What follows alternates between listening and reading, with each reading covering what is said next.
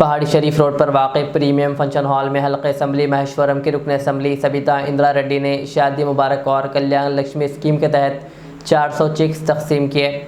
इस तकरीब में मुस्तहिक़ ख़ानदानों को माली इमदाद फराहम की गई।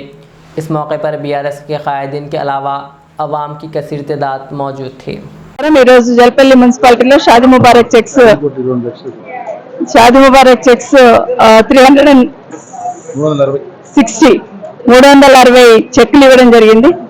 ఈ రోజు ఇక్కడికి వచ్చిన వాళ్ళందరూ ఒకటి అడుగుతా ఉన్నారు, ఎన్నికల కన్నా ముందు కాంగ్రెస్ పార్టీ చెక్కుతో పాటు తులం బంగారం ఇస్తామని చెప్పారు। కేసీఆర్ 1,00,000 రూపాయలు ఇస్తున్నాడు, మేము వస్తే తులం బంగారం ఇస్తామన్నారు, ఏది అని అడుగుతా ఉన్నారు।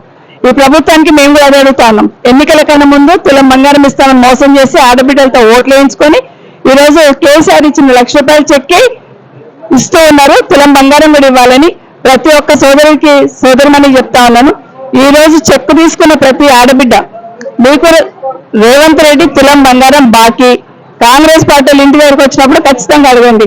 అదే కాకుండా ప్రతి ఆడబిడ్డకు 2,500 ఇస్తాన్నావు, ఎక్కడ పోయింది 100 రోజులు పెట్టారు, 100 రోజులలో 2,500 ఇస్తాన్నావు, ఆడబిడ్డకు స్కూటీ ఇస్తాన్నావు, ఒకటి కాదు ఎన్ని చెప్పాలి అబద్ధాలని చెప్పావు। కానీ ఈరోజు రేవంత్ రెడ్డి గారికి ఒకటే నేను డిమాండ్ చేస్తా ఉన్నాను, ఫీజు రియంబర్స్మెంట్ అని పేద బిడ్డలు చదువుకుంటున్నారు, 13 లక్షల మంది బిడ్డలు ఫీజు రియంబర్స్మెంట్ కోసం ఎదురు చూస్తా ఉన్నారు। కేసీఆర్ గారు ఉన్నప్పుడు ప్రతి సంవత్సరం ప్రతి నెల ఫీజు రియంబర్స్మెంట్ రిలీజ్ చేసేవాడు, కానీ 2 సంవత్సరాల్లో ఫీజు రియంబర్స్మెంట్ రిలీజ్ చేయకపోవడం వల్ల దాదాపు 12 లక్షల కోట్లకు సంబంధించిన 12,000 కోట్లకు సంబంధించిన అమౌంట్ ఈరోజు పెండింగ్ ఉంది। మొన్న కోర్టు ఇచ్చిన తీర్పు ప్రకారం ప్రతి కాలేజీల్లో మేనేజ్మెంట్ వాళ్ళు స్టూడెంట్స్ దగ్గర పైసలు కట్టమంటున్నారు।